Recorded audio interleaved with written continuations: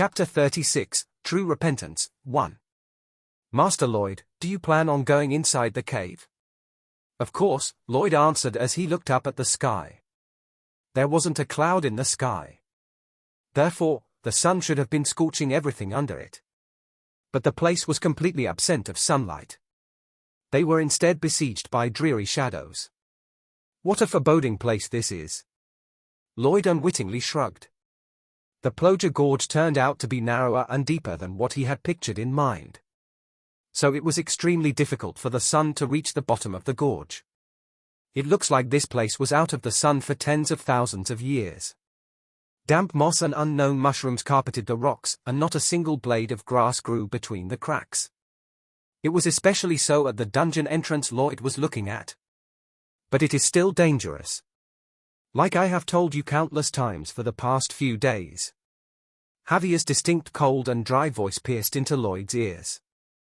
Master Lloyd, it is not too late to go back. Again, we are dealing with a sorcerer. It would be better to gear up in the fiefdom first and come back here afterward. Master Lloyd? Javier called again. Yes? Are you listening to me? Javier inquired. No. You're talking to a wall. Lloyd, still looking at the entrance, spoke, by chance, you a parrot. You've been hitting me over the head with the same warning ever since we left the village. When did I? What do you mean, when? You've been harping on me non-stop. Master Lloyd, it's dangerous. Master Lloyd, it's reckless. Master Lloyd, it cannot be done. Master Lloyd, you hide, I will count. No, not the last one. Anyway. Lloyd crinkled his nose. Your opinion? I don't like it. How so? Javier shot back with a question right away. Lloyd immediately answered him. Because you're trying hard to hide the uncomfortable truth. Excuse me? You won't be able to deny what I'm about to say. Lloyd turned around and faced Javier. Javier's eyes trembled for a second as Lloyd's gaze bore into him. Javier. No, Sir Azrahan. Let me ask you a question. Let's say I do what you say, and we return here after properly gearing up at the fiefdom. Yes. What do you think will happen to the soldiers in there? They'll all die, right? That's right? Yes. It is likely that they will. Javier nodded reluctantly. The corners of Lloyd's lips rose. But it looked bitter. Yes, that will happen. That's the uncomfortable truth you and I both know. But you made a judgment in your head. The successor of the fiefdom must not be put in danger to save some soldiers. Am I right? Master Lloyd, I? You don't have to explain yourself. I accept that your judgment is reasonable. But it's different when we know how to bypass the magic circles in the dungeon. Excuse me? What now? Javier's eyes narrowed. Do you already have a plan on getting through them? Yeah. I think we can use the Azrahan core technique, announced Lloyd. That technique, young master? Yes. Lloyd nodded. Lloyd recalled the night of blood and iron in his head. Javier, you used the technique in the dungeon a few years after you became the sword master. The Javier in the story was much more seasoned than the current knight. With all the experience he had accumulated, he efficiently passed through the defensive magic circles and conquered the dungeon. And he did so by using the mana absorption skill in the Azrahan core technique. Thinking of the very method future Javier employed in the story, Lloyd said, Hey, have you ever chomped the mana in the air using the Azrahan core technique? Chomp the mana? Absorbed them? Yes, of course, Javier answered. I do it regularly every day. You bet you are. It's the same for me, too. It's a great training exercise because it can be done anywhere at any time, Lloyd replied. It was true. And for that reason, Lloyd used the Azrahan core technique every time he had the chance. He absorbed the natural mana spread in the air and amplified it just by a hair's breadth, so no one would notice. This method proved to be an excellent training exercise. How do you feel when you absorb the mana in the air? Well. Javier thought for a second and answered, I feel at peace. Peace? How so? I presume it is because there is always an equal amount of mana in the air. I know, right? Yes. That was true as well. The mana dispersed in the air was always uniform. It was rare for the mana to be clotted together or non-existent in one area. And so, Lloyd and Javier absorbed an equal amount of mana into their circles. Exactly. It's always uniform, just like when we breathe in air. But think about it. How would it feel if you used the same technique and absorbed the mana around the hidden magic circles? Eh? Of course, that would. Oh. Javier's expression changed. He gazed at Lloyd in realization. The mana that's abnormally clumped together around the magic circles would flood into my own. That's right. I suppose this clarifies my message, right? Yes. Lloyd brightly smiled. Javier was impressed, but he didn't show it. The method was quite simple, but the first of its kind. Master Lloyd is right. Magic circles are devices that artificially absorb the mana in nature and arrange the energy to cause a magical reaction. So it's obvious that there would be an abnormal cluster of mana around where there is a magic circle. Therefore, finding the magic circle was simple: use the Azrahan core technique and absorb the mana nearby. Keep absorbing and amble around. Then, watch out for the areas where a large amount of mana is absorbed. That's where the traps are set. Afterward, I can estimate the direction and distance of the mana clump. This means that I'll be able to locate it just by my senses alone without having to see anything directly. Javier's gaze moved to Lloyd. Master Lloyd. This sounds plausible. I know, right? Yes. Javier nodded. Lloyd brightly smiled. So, what now? Feel like charging into the dungeon now? Yes. So, please wait out here. I will make the trip alone. That's not happening. Why not? It's dangerous inside as well. Yeah, I know, Lloyd spoke and glanced to the side. Hey, tell me, will you really feel relieved if you leave me behind here and go in alone? Excuse me? What guarantee do you have that it's safe out here? You don't, right? Javier didn't answer. Come to think of it, Lloyd wasn't wrong. Javier couldn't ascertain that the Dark Sorcerer was the only dangerous entity in this gorge. If he left Lloyd alone out here and something happened, he wouldn't be able to protect him. Javier sighed shortly. I understand. Let us go in together. But on one condition. Condition? Tell me. Promise me that you will run away as soon as the situation turns dangerous. When the situation turns dangerous? Yes. I understand your desire to save the soldiers trapped inside, but your safety is the most important priority. So.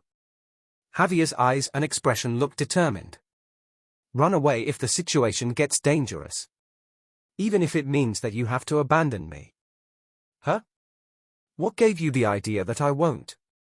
Doesn't it go without saying? Javier gaped at Lloyd. Of course, I will leave you behind and run away in a life-threatening situation.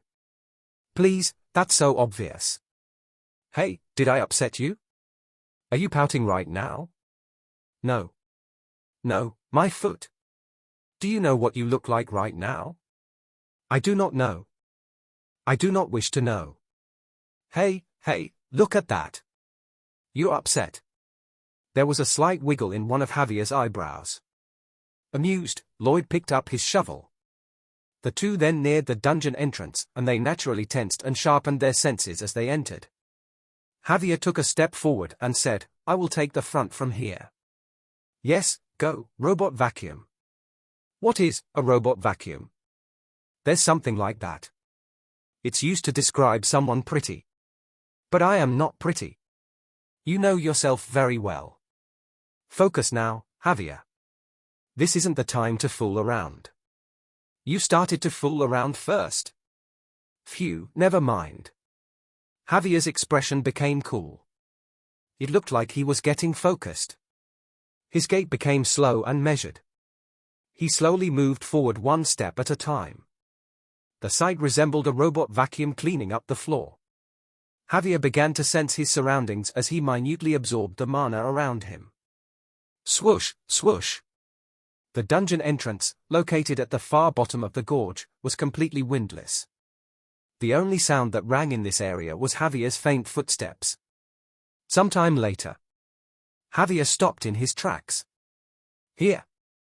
3 steps ahead of me. Hey, be more specific. That's too vague. You've seen a pocket watch, haven't you? Yes. Use the time in the watch to point to directions. 12 o'clock for the front. 6 for the rear. Just like that. That was how they needed to communicate. Using vague descriptions to point to directions could bring about disastrous consequences. For example, they could step on a magic circle if they pointed in the wrong direction by only a couple of centimeters. Javier must have realized what Lloyd meant. He corrected himself right away. 3 steps, 1 o'clock, Javier said. Okay. Swoosh, swoosh. Both of them moved. Javier continued feeling the mana in the air. 2 o'clock. 2 steps. What about 11? Nothing is there. Then let's take 2 steps in the 11 o'clock direction. Yes. Found anything? This is the 9 o'clock direction. It's clear ahead. Okay. Let's get moving again. Even after that, they continued to move and explore. There were, of course, some moments of danger. It turned out that the magic circles weren't the only traps inside. Clack! Swish! There was a faint noise under their feet. At the same time, arrows shot out from both of their sides. The arrows were smudged in green. They were poisonous. Ha! Clang! Lloyd raised his shovel to block the arrow flying right into Javier's chest. Phew, thank you. Don't be. Let's go. Keep moving. You watch out for the magic circles, and I'll block the physical traps. Okay? I understand. However? Don't push yourself too much. Aha. Do you mean that I shouldn't put myself in harm's way trying to protect you from things like arrows? Exactly. If you find yourself in imminent danger, you may use me as your shield. Actually, that was my plan from the beginning, Lloyd said. You keep saying the obvious. Come on, man. Javier didn't respond. Don't tell me you're upset again. Let's move. And so, they kept moving. Javier kept a watch on the magic circles while Lloyd protected both of them from any physical traps. Can't believe Javier did this all by himself in the novel. But of course, he managed to do so because he was a sword master. Now, he was just a high-level sword expert. Thus, it was impossible for him to do both jobs at the same time. This mana-absorbing task was a wretchedly delicate job. I said a large amount would be absorbed, but actually, it's like picking out a tiny piece of spring onion after drinking a liter of ramen soup. No, it's got to be more delicate than that. In short, the job required meticulous attentiveness. Lloyd had to help Javier laser focus on his job. Okay, let's go. Slowly. Don't rush. Both of them walked forward slowly. It was getting dark already. The light from the outside streamed into the cave no more. The only source of light they could rely on was the torch. But they continued to move. The two continued to watch for magic circles and avoid traps for 30 minutes, an hour, and before they knew it, 2 hours later. Meanwhile, Lloyd kept going back to the story in the novel over and over again in his head. At the end of the long trap zone. That's where the trap which no one could ever avoid emerged. It's about here based on the description in the novel. Just then, the path in front of them swerved to the far right and became wide. The widened path ended with a vast, expansive space ahead of them. They finally arrived at the deepest part of the dungeon, the laboratory of the Dark Sorcerer. Found it. They saw that the sorcerer was dressed in a black robe and sitting at the center table. The villain jolted out of his seat when he spotted them. He made a hand gesture at Lloyd and Javier. Just then, an inescapable trap got activated. It fell from the ceiling. Creak. Clack. Crash. A thick metal wall dropped from the ceiling, completely blocking off the path ahead of them. The same thing happened behind them. Another metal wall dropped.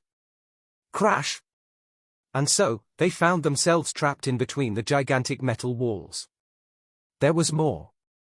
A spraying noise came from the ceiling, emitting a sweet, aromatic gas into the closed space. It was a powerful aromatic gas that induced sleep. However, Lloyd remained utterly calm. The same was for Javier. Not a single brow was raised. They were so calm that not even a cell in their organs flinched at their predicament. Hey, this situation feels quite familiar, don't you agree? Well, it does now that you mention it. The dark path. The closed space. The isolation. Lloyd recalled the ant cave. The two of them chuckled under their breath at this familiar predicament. The two of them responded to the situation so casually that sometime later, the Dark Sorcerer realized that he had gotten ahead of himself.